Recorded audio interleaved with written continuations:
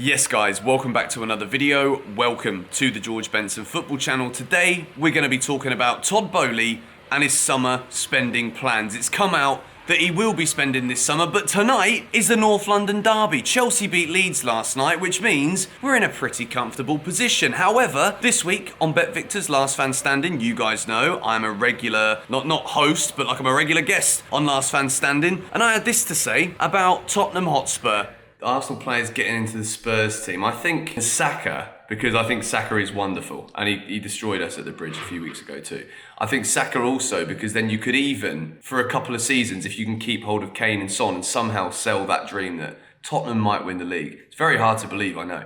But if you can make Saka just spend 2 years of his career playing in like a left wing back or a right wing back role so that you can keep Kane and Son up top, I think that they could actually make Tottenham challenge for third, mate. You guys know I bloody hate Tottenham, but let me know in the comments down below what you think's going to happen tonight. And also, make sure to go and subscribe to the Bet Victor YouTube channel so you do not miss me on Last Fan Standing over on their channel. So I'll see you guys in the comments of that video. But without any further ado, let's get cracking into today's video.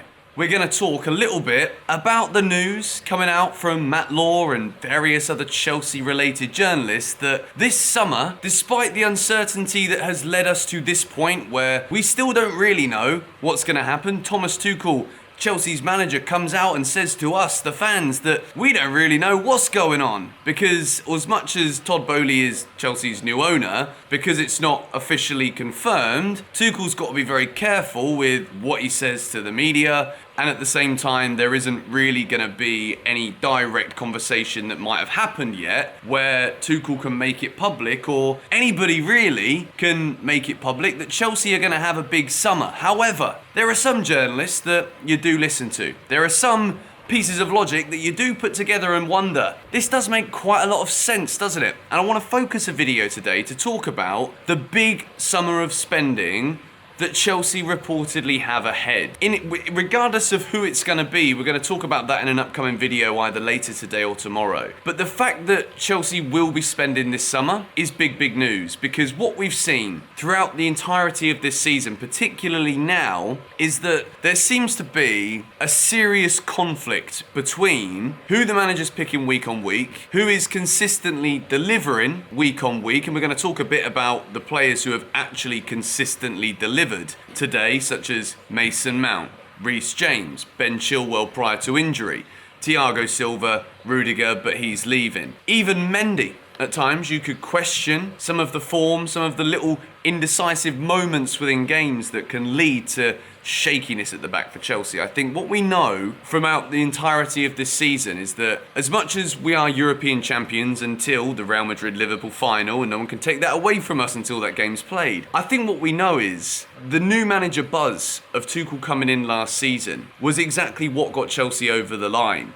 When you've got a talented group of players, when you go from playing a certain way under Lampard to a very different approach under Thomas Tuchel, it can sometimes just have that immediate spark that ignites the quality that we know is in these Chelsea players. However, as this season has gone on, we have found ourselves in more and more positions of not knowing where this kind of defensive lapse of concentration has come from. Where have Chelsea all of a sudden learnt to throw away 2-goal leads at Stamford Bridge? Why can we not see games out at home? And this has not just been going on since the Chilwell, the James injuries, which I think if we were to staple one reason why Chelsea have fallen so short in the title race this season, I think the main thing probably would be Chilwell and James. Not even in the past 4 or 5 months. For the past 6 or 7 months, Chelsea have been dropping points at home in matches that we were dominating completely with possession, dominating with attempts, most of them pretty feeble, but still dominating matches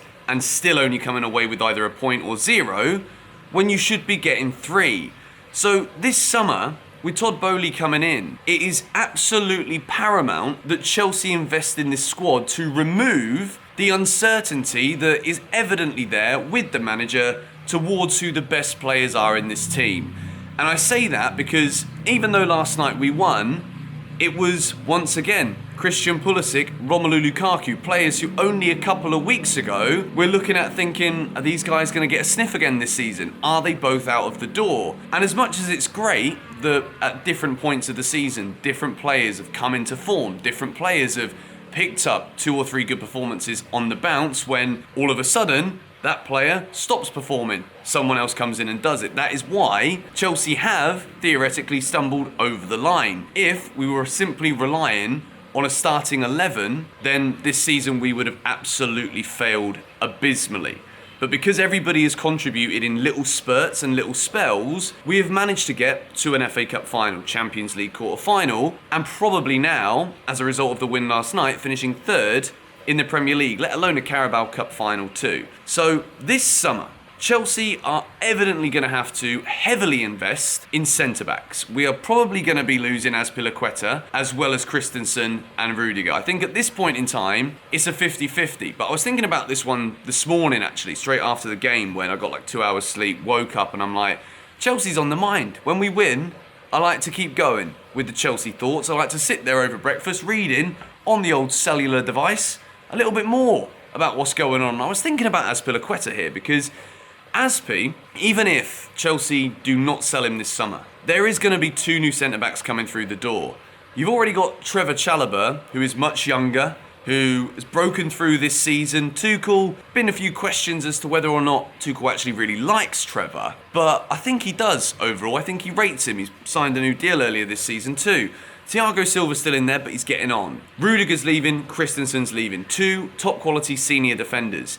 If you're Azpilicueta, and you're looking at the emergence of Trevor Chalobah this season, you're 32 years old, you're still that dogged, rugged player who wants to be on the field giving everything. Are you going to be looking at 2 centre-backs coming through the door at Chelsea this season to replace 2 top quality centre-backs and thinking, I can stay at Chelsea and absolutely maintain my spot in the team? If I was Azpilicueta, I would probably be considering leaving too. And that might sound a little bit dramatic. Chelsea aren't going to bring in 2 centre-backs along the same kind of quality path of someone like Malang Sarr. We know that Malang Sarr isn't good enough. Maybe he's sold. Maybe he's loaned. But in order to replace Christensen and Rudiger, with Todd Boehly coming in saying we're going to spend this summer, it's not going to be average Joe defenders. It is going to be top defenders. There are links to Koulibaly coming out again now, which, yeah, he's 31 years old, but still at the top of the game. It's a Rudiger replacement, that one. You've then got Vardiol, who could potentially be coming in as a Christensen replacement. So if I'm Azpi, I'm sitting here wondering, am I going to stay? And if Azpilicueta leaves, then Todd Boehly's big summer of spending is going to end up simply being 3 centre-backs, and then if we can get some other targets at some decent prices, then we'll manage that. And this leads me on to the next part of this video today, which is why I am excited about this news that Chelsea will be spending this summer, but I'm also sceptical because I think a lot of, let's just say, how much it could be could entirely be dependent on what goes on behind the scenes, such as Bruce Buck, Marina Granovskaya. Can Chelsea replace these 2 influential members of the backroom staff and still manage to get all of these personnel deals over the line and then continue to go out and have the kind of relationships that Marina has with the global footballing world to be able to negotiate deals for Chelsea in a decent manner? Not always the quickest, not always correctly, but we have been known in the past, despite a few dodgy ones, to get some very, very good deals. If Chelsea do not manage to keep,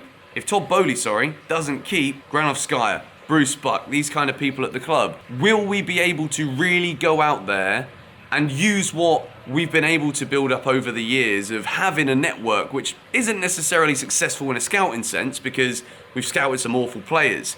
There is going to be a transitional period, but this summer, it's entirely up to Thomas Tuchel. And if Todd Boehly is going to back Chelsea the way that we are reading from the top journalists that he will this summer, then I really, really hope that the targets we're going for are specific targets that Thomas Tuchel has pinpointed, because Tuchel's now worked with this team for a season and a half. He knows what works, and I believe he knows what doesn't work. And I think the flip-flopping with the attacking lineups will probably end up seeing 2 or 3 leave this summer, which means we might have to replace that many players. There's also 2 to 3 defenders leaving, so you can expect a minimum of 2 to come through the door. And then there is the small matter of a defensive midfielder, potentially a left wing back too. I'm going to make a bold prediction here because after this video we're going to start talking about individuals. Today I've just kind of rounded it up a little bit from my own thoughts as to how this could go or how it sounds like it's going to go. I think there could be 7 new signings at Chelsea this summer, and a lot of that will depend on players going out the door. To bring in a DM, we're probably going to have to sell. I think there'll definitely be at least 2 central midfielders, and I do think there could be some serious sales with the front line based off of what we said in this video, the chopping and changing. Who does Tuchel really back? Who doesn't he back? For the long-term success of Chelsea, I think it's important that we get rid of some of the dead wood in this squad, but without leaving ourselves too thin to still compete with the brilliance of Liverpool and Manchester City. And if Conte stays at Spurs, maybe them next season. Maybe Arteta continues to develop Arsenal. Maybe United will really sign 10 players under Ten Hag. We don't know what it's going to be. But at the same time, we've got to be ready. And if Boehly's willing to spend, it could still be a wonderful, wonderful summer. Thank you guys for watching. See you all later. Come on, you Blues.